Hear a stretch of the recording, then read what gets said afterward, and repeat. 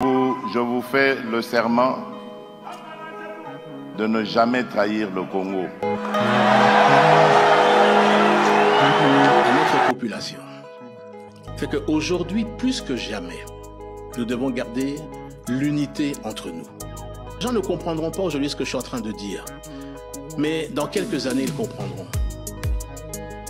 La chance que nous avons aujourd'hui, c'est d'avoir ce président, Félix Tshisekedi. Pourquoi? Parce qu'il est celui qui s'est levé contre le Rwanda, contre Paul Kagame.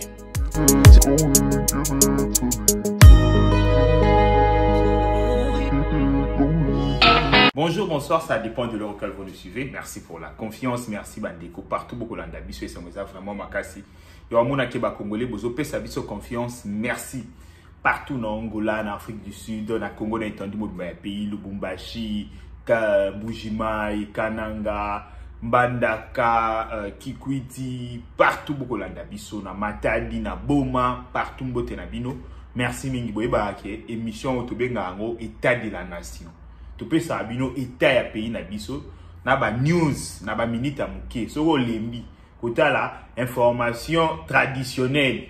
Bonjour messieurs, yaka otala biso to expliquer yo makabu oyo ya makasi na pete nyonso na facilité nyonso na ba information ya sûr et certain. Merci mingi pour na ba abonnement na bino kota l'émission te sans ko aimer. Ou aimer nan au commenter positif et ko ide biso to kende liboso groupe nyonso zali lelo maintenant sala ya groupe nyonso zali partager émission na ba groupe WhatsApp na ba groupe Facebook et panza ba émission na biso Congolais ba kesango malamu koma oteyama bandeko ba ope ba na posa ko intégrer groupe na biso lien ya groupe eza na se kota commentaire ta la premier commentaire au monde eza lien ya groupe fina wana okota mona groupe WhatsApp bobanga te okobanda kozaba message ki liquidité kaka administrateur mutako publier ba information de l'air na ba lien ya ba vidéo bandeko nangai bandeko lelo le 23 septembre 2025 tout la mukindengini tout la mukindo na coup de tonnerre démission ya Vital Kamerhe dans l'Assemblée nationale a démissionné à Lobaki Belé na chena tibino ngopé na groupe Alobi a démissionné pour Nanini, Alobi a zomo na clarté, c'est comme si Babongisi Kumoro boy contre ye, Yango boy na humiliation, a démissionné. C'est qui est une bonne chose. Président, il faut réagir. Bon, landana nos réactions à président de la République, Félix Antoine Tshisekedi est parti à New York. Comme ça, tout zonga tout solo là. Et comme vous aussi, aujourd'hui, la démission du président de l'Assemblée nationale, ce que je tiens à vous dire, c'est que il y a quelques jours, moi, j'avais reçu, dans le cadre d'une réunion interinstitutionnelle, tous les chefs de corps de nos institutions. Et il y avait là le président de l'Assemblée nationale, le président du Sénat, la première ministre et le président du Conseil supérieur de la magistrature. Le mot d'ordre était que la rentrée se fasse dans la sérénité, le calme qui soit, et je crois que vous avez vu les discours de rentrée, ils ont été justement dans ce sens-là. Après, il y a un fonctionnement, une cuisine interne à chaque institution, et les choses s'orientent selon ce que ces institutions sont en train de faire. Moi, je suis le garant de la stabilité de ces institutions, mais ça ne me donne pas le droit d'aller me mixer dans ce qui se passe dans ces institutions. S'ils ont décidé de défier leur président, de leur cuisine interne, mon rôle à moi est de voir les droits de tout le monde sont respectés et que l'institution elle-même sa stabilité est sauvegardée. C'est ce qui m'importe. Quant à savoir quelles seront les relations, votre question était de savoir si nous sommes toujours alliés, partenaires, bien sûr. En tout cas, sauf si maintenant, M. Vital Kamerhe est décidé autrement, mais je ne vois pas pourquoi, parce que je ne suis pas à la base justement de sa démission, ni de ses problèmes. Je ne vois pas pourquoi il va vouloir me tourner le dos. Je n'y suis pour rien. Donc, je continue à le considérer comme un allié, comme un frère, et jusqu'à ce que il en sera autrement. pas à moi, en tout cas, de le dire. Bolandi réaction à président de la République à partir de New York. Président Lobi, ayebi makamboana te, ye mutu. Aza à l'origine te, asenga ki ba kamere bazonga na kimia.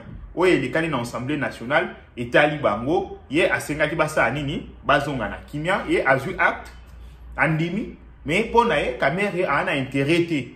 Ya okata relation na bango, parce que ye atikali kubo ya kamere te. A s'expliquer, biso nyonso balangi zo se délier que kamere na ba jour ekoya akosa la sortie. Akose décider. Ce qui a kotika Tshisekedi to o continuer moko wana biso nyonso to yebite.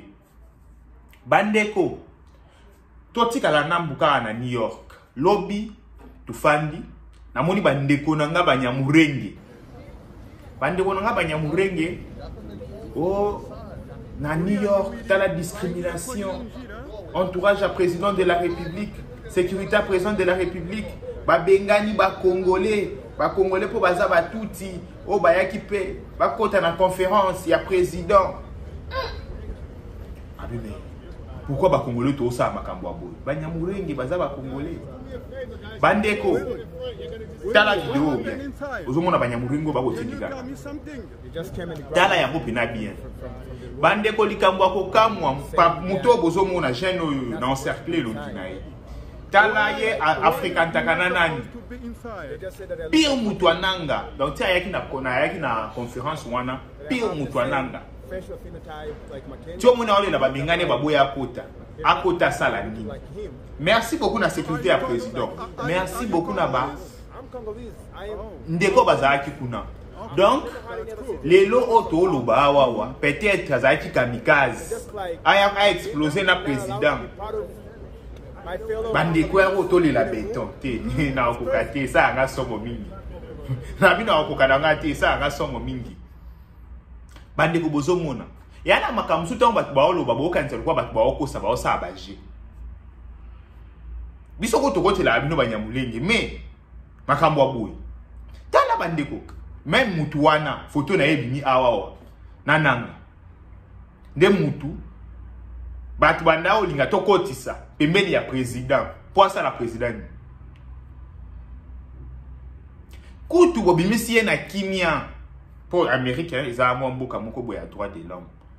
Il y a zaki mutu akobeta kotike na état moko boye ki abande la deuxième fois té. Même place périmètre ya président soki eza awawa, il y a za la même pas dans 100 mètres. Faut ba bangaka. Donc c'est comme ça bandeko bomoni que la vie du président de la République est constamment en danger. Dans le Bible, la vie du président est constamment en danger. Mais ils sont pas congolais to sakananan. Toi nan na ba blague. Bande konangai état de la nation comme d'habitude. Na Ituri, le général Kachama Luboya a mis quelque sur terrain, a mis comprendre à mon population, à mon parce que ça appelle un état de siège. Bolanda pour comprendre l'état et la nation Nabiso. En novembre dernier, commandant des opérations militaires et gouverneur de la province de l'Ituri, le lieutenant-général Luboya Kachama Johnny a une nouvelle fois chaussé ses bottines pour une marche d'endurance physique à travers le quartier de la ville. Des pas qui résonnent comme un message. Proximité, vigilance et engagement. Tout au long de son parcours, la population s'est rassemblée accueillant le cortège dans une ambiance de ferveur populaire.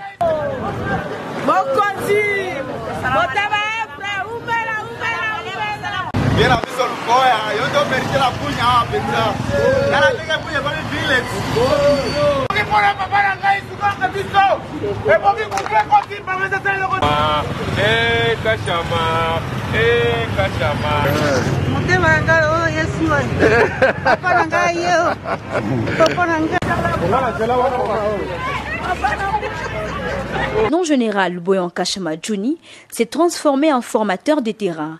Il a prodigué des instructions claires aux éléments de sécurité, appelant à une rigueur exemplaire dans l'exercice de leurs fonctions. Alignement, gardez-vous, portez armes.